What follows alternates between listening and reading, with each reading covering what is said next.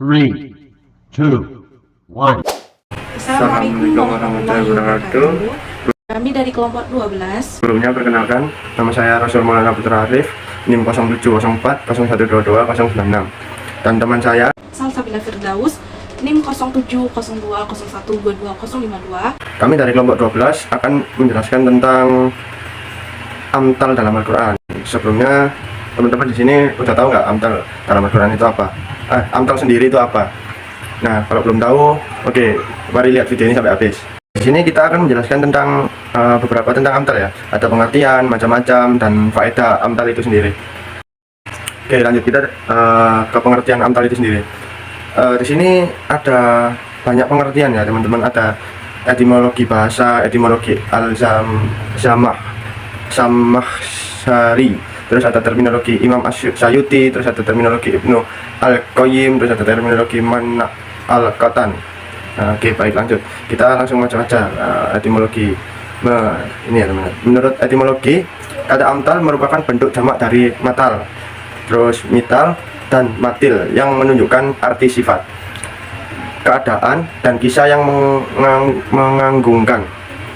Lalu hal ini terdapat dalam ayat Al-Quran surat Al-Baqarah, tepatnya surat kedua ayat 17, yang artinya perumpamaan mereka seperti orang-orang yang menyalakan api setelah menerangi sekelilingnya. Allah melenyapkan cahaya yang menyinari mereka dan membiarkan mereka dalam kegelapan tidak dapat melihat. Itu yang pertama. Lalu yang kedua, menurut Al-Zamakhsyari tadi, mantal mempunyai arti nasir yang artinya keadaan sebanding atau kesamaan. Sedangkan menurut terminologi terbagi menjadi 3 definisi, yaitu menurut Imam Asyuyuti, mantal adalah mengungkapkan sesuatu yang tersembunyi dengan nyata dan yang gaib dengan yang tampak. Terus yang keempat, menurut Ibnu Al-Qayyim, mendefinisikan amtal Quran dengan menyerupakan sesuatu dengan sesuatu yang lain dalam hal hukumnya dan mendapatkan sesuatu yang abstrak, atau makul dengan yang indrawi, kontrik mahsus, atau mendekatkan salah satu dari dua mahsus dengan yang lain dan menganggap salah satunya itu sebagai yang lain. Lalu selanjutnya, menurut Mana Al-Qatan, matal di dalam Al-Quran ialah mengungkapkan sesuatu karena dalam bentuk kalimat indah, singkat, padat, dan akurat, serta terasa meresap ke dalam jiwa, baik kalimat itu dalam bentuk tasyib ataupun ungkapan yang bebas. Dari ketiga definisi terminologi yang diungkapkan dalam redaksi yang berbeda-beda, namun karena itu definisi matal terdapat titik persamaannya yang sama menunjukkan prinsip-prinsip dasar dari matal tersebut. Sedangkan Mana Al-Qatan memiliki ketambahan bentuk kalimat yang digunakan. Nah, itu penjelasan dari matal itu sendiri. Lalu selanjutnya kita ke macam-macam matal akan dijelaskan oleh teman saya Salsabila Firdaus. Monggo silakan. Oke, kali ini saya akan menjelaskan mengenai macam-macam amsal. Sebelum masuk ke macam-macam amsal, saya menemukan dalam beberapa buku ada 2 pendapat. Menurut Asyuyuti mengatakan ada 2 macam-macam amsal. Yang pertama, zahirun musyarahun bih dan kaminah. Sedangkan menurut Mana Al-Qatan, yakni ada 3. Yang pertama, amsal musarahah, amsal kaminah, dan amsal mursalah. Nah, untuk kali ini pembahasan yang saya akan jelaskan menurut Mana Al-Qatan, yakni ada 3 macam-macam amsal. Yang pertama, amsal musarahah. Apa itu amsal musarahah? Amsal musarahah yakni amsal yang disebutkan dengan jelas lafal amsalnya atau sesuatu yang terdapat tasbih, perumpamaan. Nah, amsal ini disebutkan pada Quran surat Al-Baqarah surat kedua ayat 17 sampai 20, yakni mengenai orang munafik. Oke, pada ayat ini Allah menunjukkan posisi orang munafik dalam 2 kondisi. Di satu sisi, orang munafik ini bagaikan orang yang menyalakan api untuk penerangan, lalu mereka diberi kemanfaatan materi sebab mereka masuk Islam. Di satu sisi yang lain, Islam tidak memberi nur atau cahaya ke dalam hati mereka, karena Allah menghilangkan cahaya atau nur tersebut di dalam api, atau Allah memperumpamakan orang munafik tersebut dalam keadaan ditimpa hujan lebat. Yang kedua, amsal kaminah, yaitu amsal yang tidak disebutkan secara jelas lafaz tamsil, pemisalan, namun memiliki makna-makna yang indah, menarik, dan senada. Ada beberapa ulama yang mencontohkan atau menemukan contoh mengenai masalah ini. Yang pertama, ayat-ayat yang senada perkataan mengenai sebaik-baiknya urusan adalah pertengahannya atau titik tengahnya. Yang kedua, ayat yang senada perkataan mengenai kabar itu tidak sama dengan orang yang menyaksikannya sendiri. Yang ketiga, ayat-ayat yang senada perkataan mengenai sebagaimana kamu menghutangi, maka kamu akan dibayar.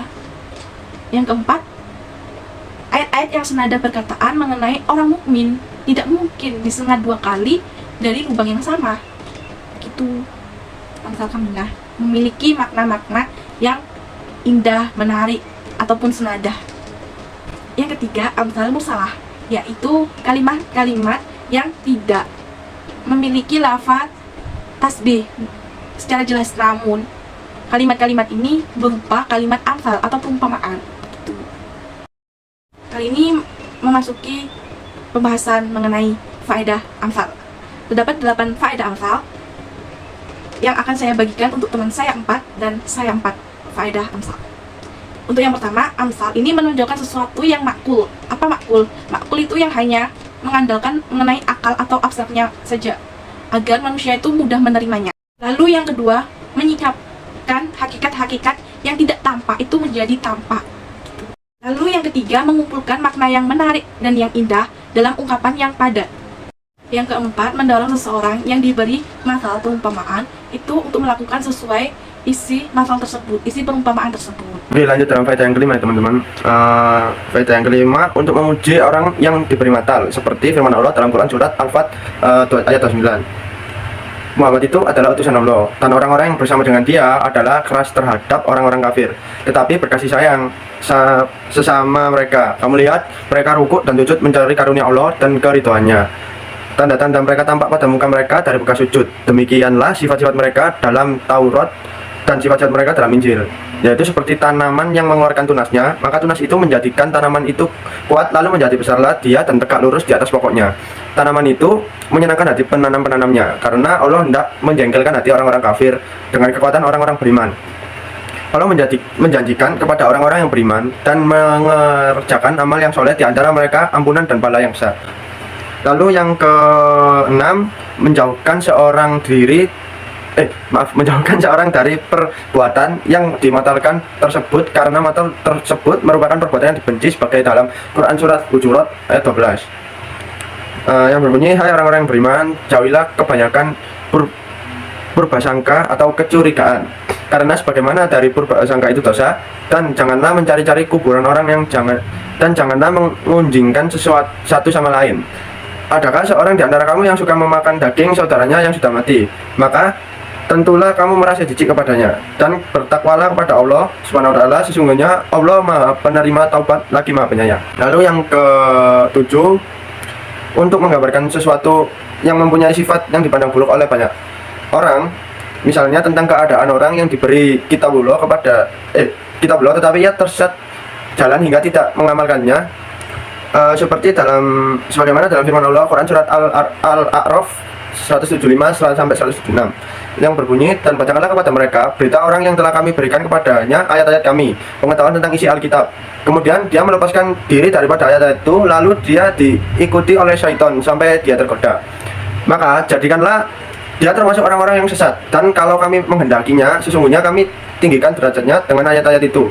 Tetapi dia cenderung kepada dunia, dan menurutnya hawa nafsunya yang rendah. Maka perumpamaannya seperti anjing, jika kamu menghalaunya, dijulurkannya lidahnya. Lalu, dan jika kamu membiarkannya, dia mengulurkan lidahnya juga. Demikian itulah perumpamaan orang yang mendustakan ayat-ayat kami. Maka ceritakanlah kepada mereka kisah-kisah itu agar mereka berpikir.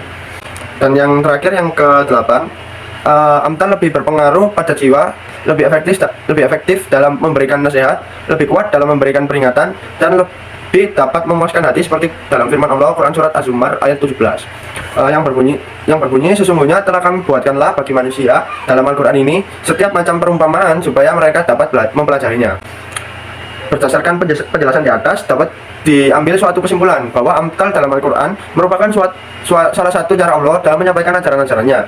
Karena dengan amtal dapat memudahkan manusia memahami sesuatu yang bersifat abstrak. Selain itu, dengan gaya bahasa amtal membuat gaya bahasa Al-Quran menjadi lebih indah dan enak untuk didengar. Oke, jadi itu saja penjelasan tentang amtal dari kelompok kami. Jika ada salah-salah kata atau kurangnya dari presentasi kami tadi, kami mohon maaf yang sebesar-besarnya. Terima kasih. Assalamualaikum warahmatullahi wabarakatuh.